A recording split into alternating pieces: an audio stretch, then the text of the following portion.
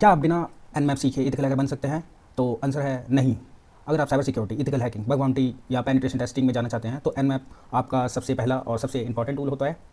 और इस वीडियो में हम सीखने वाले हैं एनमैप बिगिनर से लेके एडवांस लेवल तक कंप्लीट।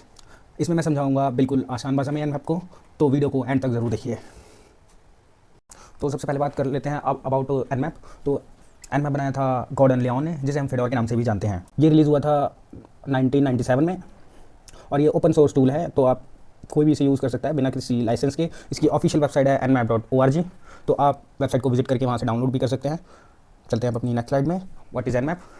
एनमैप की फुल फॉर्म नेटवर्क मैपर है और एनमैप यूज़ होता है नेटवर्क डिस्कवरी के लिए, पोर्ट स्कैनिंग के लिए और ओएस एंड सर्विस डिटेक्शन के लिए। इसके बाद बात कर लेते हैं why Nmap is important in cyber security. Cyber security में एनमैप का यूज़ बताते हैं। इथिकल हैकिंग में सबसे पहला स्टेप होता है रिकॉग्निसेंस, मतलब इन्फॉर्मेशन कलेक्ट करना। एनमैप हेल्प करता है लाइव सिस्टम फाइंड करने में, ओपन पोर्ट चेक करने में, कौन सी सर्विस चल रही है सिस्टम पे ये जानने में, कौन सा ओएस इंस्टॉल है ये डिटेक्ट करने में, वल्नरेबिलिटी चेक करने में। रियल पेनिट्रेशन टेस्टिंग एनमैप के बिना पॉसिबल नहीं है। और अगर आप एनमैप टूल यूज़ करें किसी नेटवर्क में तो विदाउट परमिशन यूज़ ना करें, क्योंकि ये काफ़ी ज़्यादा ट्रैफिक जनरेट करता है। तो हो सकता है आपके इंटरप्राइज में जो नेटवर्क है चौक हो जाए, तो इसका आपको खास करके ध्यान रखना है। तो बढ़ते हैं अपनी नेक्स्ट स्लाइड की ओर। तो चलते हैं अपनी नेक्स्ट स्लाइड की ओर।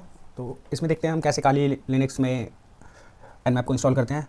वैसे अगर आप काली लिनक्स यूज़ कर रहे हो तो आपको पता ही होगा कि एनमैप काली लिनक्स में ऑलरेडी इंस्टॉल ही होता है, लेकिन फिर भी हम एक बार कमांड को देख लेते हैं। अगर कोई और भी काली लिनक्स के अलावा यूज़ कर रहा है लिनक्स डिस्ट्रीब्यूशन ओएस, तो आप ये कमांड यूज़ कर सकते हैं। सबसे पहले हम अपने सिस्टम को अपडेट करेंगे, sudo apt अपडेट। उसके बाद इंस्टॉलेशन के लिए कमांड डालेंगे apt install nmap, और फिर उसका वर्जन चेक कर लेंगे कि हमारा nmap अपडेटेड हुआ है या नहीं हुआ, या इंस्टॉल हुआ है या नहीं हुआ।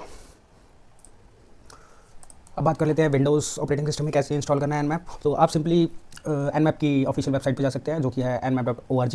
वहाँ से आप इसकी एनमैप की फाइल exe डाउनलोड कर सकते हैं और उसे सिंपली आप इंस्टॉल कर सकते हैं। इंस्टॉल होने के बाद आप cmd खोलेंगे और उसमें लिखेंगे nmap -वर्जन्स, तो आपका एनमैप का वर्जन शो कर देगा। चलते हैं अब अपनी नेक्स्ट स्लाइड की ओर। Which language is Nmap built in? तो गाइज अब एक इंपॉर्टेंट क्वेश्चन आता है, एनमैप किस लैंग्वेज में बना हुआ है? ये इंटरव्यू में भी पूछा जाता है। अगर आप साइबर सिक्योरिटी फील्ड में सीरियस हो तो इसका आंसर पता होना बेहद ही ज़रूरी हो जाता है। सबसे पहले बात कर लेते हैं core language of Nmap. Nmap की प्राइमरी लैंग्वेज जिसमें लिखा है वो है सी और C++। अब सवाल आता है सी और C++ ही क्यों? सी लैंग्वेज यूज़ होती है लो लेवल पैकेट हैंडलिंग के लिए, डायरेक्ट नेटवर्क कम्युनिकेशन के लिए, सिस्टम लेवल कंट्रोल के लिए। मतलब एनमैप डायरेक्टली नेटवर्क पैकेट भेज सकता है, रिसीव कर सकता है, मॉडिफाई कर सकता है, और ये सब काम हाई लेवल लैंग्वेज में स्लो हो जाता है। इसलिए सी यूज़ की गई क्योंकि ये हार्डवेयर के बहुत ही क्लोज हो जाती है। अब बात कर लेते हैं C++ का रोल। C++ यूज़ होती है परफॉर्मेंस इंप्रूव करने के लिए, स्ट्रक्चर कोड मेंटेन करने के लिए, लार्ज स्केल प्रोजेक्ट मैनेज करने के लिए। C++ ऑब्जेक्ट ओरिएंटेड फीचर देता है जो प्रोजेक्ट को स्केलेबल एंड मेंटेनेबल बनाता है। C और C++ लैंग्वेज के कॉम्बिनेशन की वजह से एनमैप बहुत फास्ट है, एफिशिएंट है, लार्ज नेटवर्क स्कैन कर सकता है, प्रोफेशनल ग्रेड टूल बन गया है। इसलिए एनमैप इंडस्ट्री स्टैंडर्ड टूल है। अब बात कर लेते हैं एनमैप स्क्रिप्टिंग इंजन NSE के बारे में। एनमैप स्क्रिप्टिंग इंजन, जिसे शॉर्ट फॉर्म में NSE कहते हैं, ये पार्ट लिखा गया है लुआ लैंग्वेज में। क्योंकि लुआ लैंग्वेज ही क्यों यूज़ हुई? क्योंकि ये लाइट वेट है, फास्ट है, ईजिली एम्बेड हो जाती है C और C++ के अंदर, ऑटोमेशन के लिए परफेक्ट है। एनमैप के डेवलपर ने लुआ चूज़ की क्योंकि उन्हें एक सिंपल स्क्रिप्टिंग सिस्टम चाहिए था जो कोर इंजन के ऊपर रन हो या उस पर रन कर सके। अब बात कर लेते हैं NSE क्या करता है। NSE यूज़ होता है वल्नरेबिलिटी स्कैनिंग के लिए, ब्रूट फोर्स टेस्टिंग के लिए, और सर्विस इनुमरेशन के लिए, और ऑटोमेशन के लिए। तो चलते हैं अब अपनी नेक्स्ट स्लाइड की ओर। तो अब बात कर लेते हैं एनमैप की कुछ बेसिक कमांड की। इन सारी कमांडों का प्रैक्टिकल हम बाद में करेंगे। अभी इस वीडियो में हम कमांड को समझ लेते हैं, क्योंकि प्रैक्टिकल करने के लिए मुझे लैब सेटअप करनी पड़ेगी। तो एक बार हम इसको समझ लेते हैं कमांड को, फिर प्रैक्टिकल करेंगे नेक्स्ट वीडियो से। तो सबसे पहले आ जाती है हमारी एनमैप और टारगेट IP।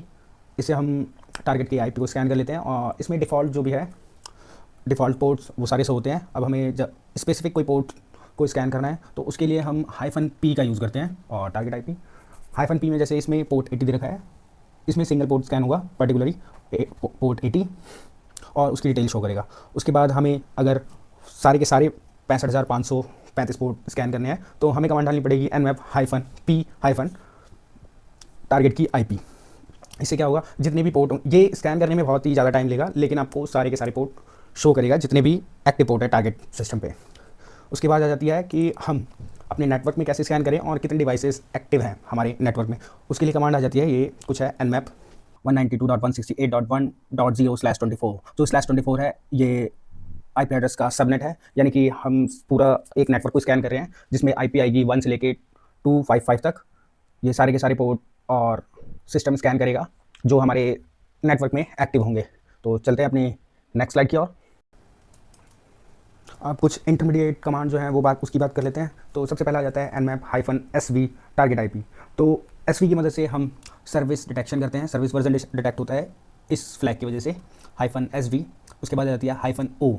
जो -o यूज़ होता है ओएस डिटेक्शन के लिए। इसकी कमांड होती है nmap-O टारगेट की आईपी। तो इससे आप ओएस डिटेक्शन कर सकते हैं कि कौन टारगेट सिस्टम पे कौन सा ऑपरेटिंग सिस्टम इंस्टॉल्ड है। उसके बाद आ जाता है हमारा एग्रेसिव स्कैन। उसके लिए हम यूज़ करते हैं -a। ये फास्ट होता है और सारे के सारे इसमें फ्लैग्स, सारे के सारे फ्लैग या मल्टीपल चीज़ें एक साथ कर देता है, -a एग्रेसिव स्कैन। उसके बाद आ जाता है हमारा -ss। तो nmap ये सिन स्कैन के लिए यूज़ होता है। ये स्टिल स्कैन होता है और फास्ट होता है। ये जो भी कमांड हैं इनका प्रैक्टिकल हम करेंगे लेकिन नेक्स्ट वीडियो से। चलते हैं हम अपनी नेक्स्ट स्लाइड की ओर, जो कि है एडवांस कमांड nmap की।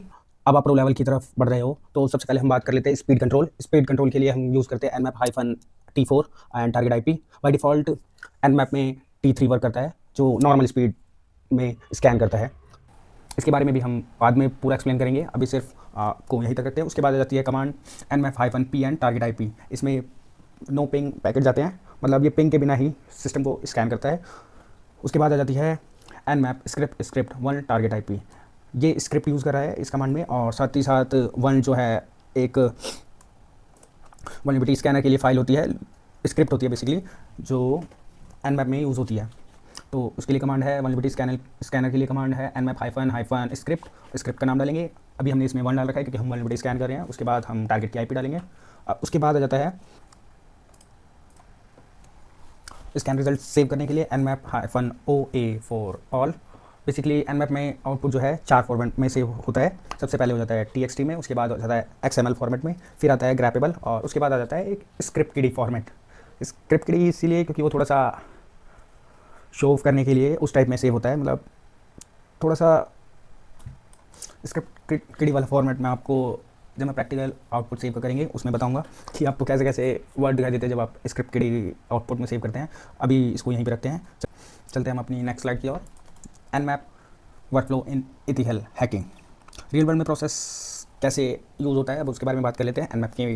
nmap को कैसे यूज़ करते हैं रियल वर्ल्ड में। सबसे पहले हम करते हैं होस्ट डिस्कवरी। उसके बाद जब हमें पता चल जाता है हमारा होस्ट कौन सा है या टारगेट कौन सा है, उसके बाद हम उसको उसके पोर्ट स्कैन करते हैं, फिर सर्विस डिटेक्शन करते हैं, उसकी वल्नरेबिलिटी अगर हमें कुछ फाइंड होती है तो उसको एनालिसिस करते हैं। उसके बाद हम उसका एक रिपोर्ट बनाते हैं जिसमें हम बताते हैं कि कौन सी वल्नरेबिलिटी इसमें फाइंड हुई है, क्या क्या इसके एक्सप्लॉइट है और इसको हम कैसे फिक्स कर सकते हैं। तो ये कंप्लीट इथिकल हैकिंग वर्कफ्लो होता है साइबर सिक्योरिटी में। चलते हैं हम अपनी नेक्स्ट स्लाइड की ओर, जो कि है लीगल वार्निंग। बेसिकली यही ज़्यादा इंपॉर्टेंट है अगर आप बिगिनर है तो उस पर्पज़ से। कभी कभी क्या होता है, आप रैंडम वेबसाइट या किसी सर्वर को स्कैन कर लेते हैं, तो ऐसा बिल्कुल मत करें क्योंकि ये लीगल में नहीं आता, ये इलीगली हो जाता है क्योंकि आपने उसकी परमिशन नहीं ली है स्कैन करने से पहले। तो आप कहाँ उसे इसको इस एनवायरनमेंट को कहाँ रियल उसमें यूज़ कर सकते हैं, रियल एनवायरनमेंट में। तो अपनी लैब बना सकते हैं या आप ट्राई हैक में का अकाउंट बना के उस पर प्रैक्टिस कर सकते हैं। उसके साथ एक और आता है, एक और वेबसाइट है जो कि है हैक द बॉक्स। ये भी आपको पेनिट्रेशन टेस्टिंग वगैरह सिखाती है।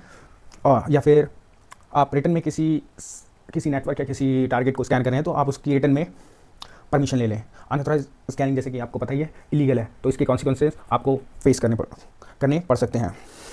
अगर आपने ये वीडियो पूरा देखा है तो आपका nmap फाउंडेशन स्ट्रॉन्ग हो चुका है। नेक्स्ट वीडियो में हम कर सकते हैं real lab practice, advance NSE script, firewall invasion. Comment में लिखो आप क्या लिखना चाहते हो, लाइक करो, शेयर करो, चैनल को सब्सक्राइब करो। मैं हूं Vikram from Vikram exploit YouTube channel. मिलते हैं नेक्स्ट वीडियो में। Till then bye, keep learning, keep hacking ethically.